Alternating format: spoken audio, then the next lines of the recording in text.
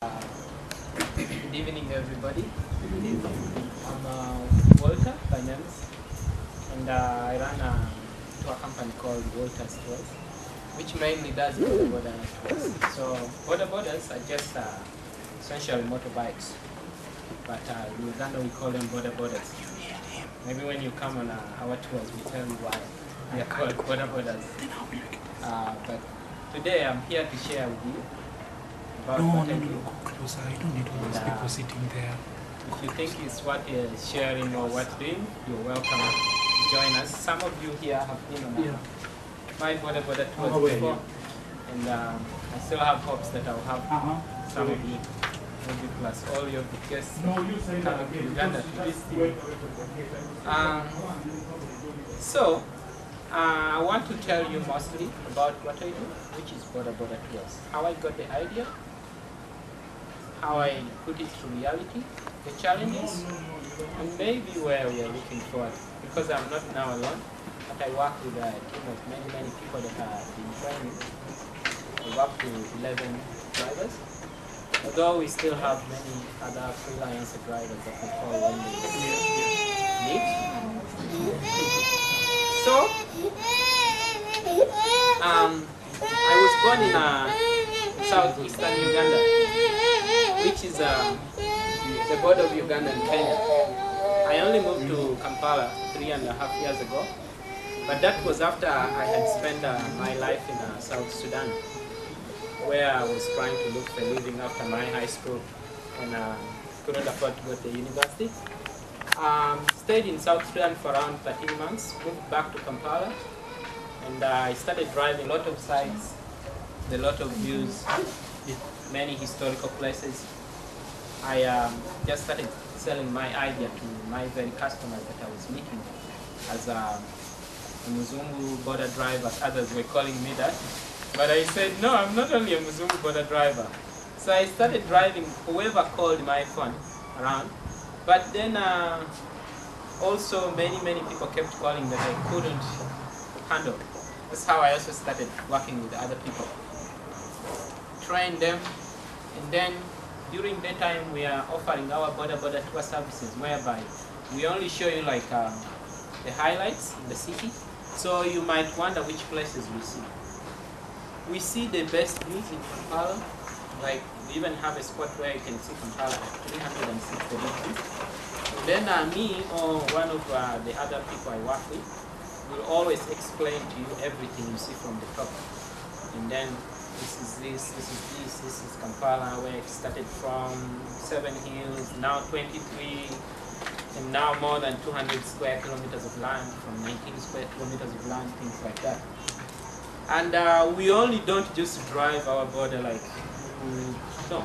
We make stops, we tell you, we show you, we stop for the best local food in town. Some of you are wondering where it is. Come, we shall take you there. And then we also just make it quite interesting, flexible. You tell us, we suggest, we go. 3 to 6 hours, our tour ends. And then you say you know Kampala in one day. So how I got the idea, it wasn't something that I even thought of when I was a young person, that maybe I would be doing this. After living in South Sudan and after starting to drive people here on the Boda Boda, and then after meeting all these people that were calling me as their border driver, this is how I started it.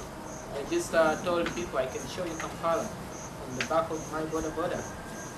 And now I'm calling it Kampala Boda Boda Touring, offered by Walter.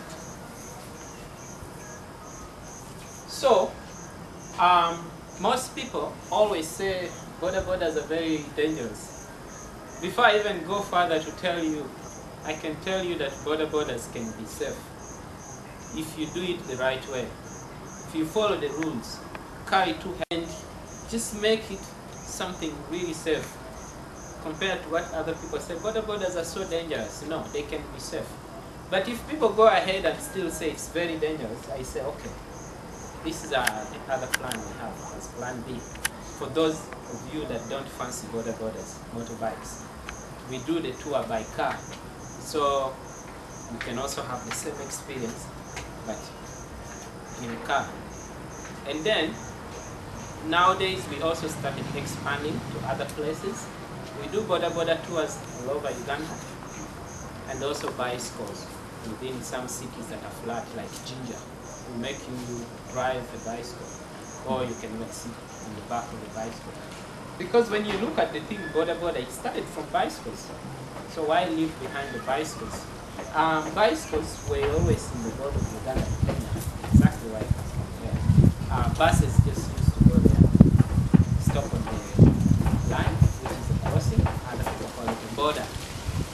So then the people used to cross that no man's land, which they call border. They could get tired with their luggage, and then that's how people with bicycles came in and started telling them that we can make you cross from one border to another border, calling it Boda Boda. But in other countries they call them motorbikes. In Tanzania they call them pikipiki, and in Kenya, I've heard in Chad they call them Okada, like Okada boys. So Boda Boda boys. Yeah. And the challenges, of course, I face are just trying to tell people this is safe. Go on it. They still think it's hard. And then after they have sat on it, after like half an hour, they're like, oh wow, I didn't know it's this fun. Let's go. Then we go for the whole day. The other challenges I face, being the first person to start this thing, I find it very hard. Because there is nobody to copy from. So it's always very hard to build it by yourself. If you have a company which does things like slashing the compound, you also go to your other friends who also do slashing, and you say, wow, which kind of machine are you using? Slashes very well. Then you learn from there, you also improve yours. But for me, it's a challenge. Nobody I'll go and copy from, so I always have to like struggle to come up with it. But it's not at its best way. But of course, people like you guys come do the Boda Boda tour and love it, and then tell your friends. So that's what has helped, word of mouth. And the moment people start saying it's good, even if I don't think it's great, but people think it's good, then they encourage me to do it. Those are the ways we've managed to go on for the last 3 years when it started. And also, what has helped is social media. I just realized that social media nowadays helps a lot of people. So I also started using it recently, Facebook, Twitter, and just the other things like the website. That's also how I found about TEDx. I heard about it some time back, not long ago, maybe 3 months ago. But then, as I was still trying to know more about it, I was contacted by TEDx. Sorry, I'm calling it FedEx, but it's TEDx. Sorry. And then they gave me this opportunity to share my ideas. When you look at how you would like to go ahead with it, there are other things which are challenges, like in case of rain, of course we use a car. Other people say, no, I just want it to be a border. We haven't managed to get a lot of money to build better bikes than the ones that can even handle the rain. I'm sure you've seen some pictures of bikes that even if it is raining, you're just driving. They are quite expensive. So maybe one day if we can afford such bikes, and it would also be my pleasure to have a team of many people who are also having employment the same way I'm also saying I'm unemployed by doing this. But so far we have 11. Just other freelance drivers. Before I even go further or I even finish, I would like also to talk about what you want to hear. So why not just ask me a question, and then I will answer that straight away. Anybody has a question?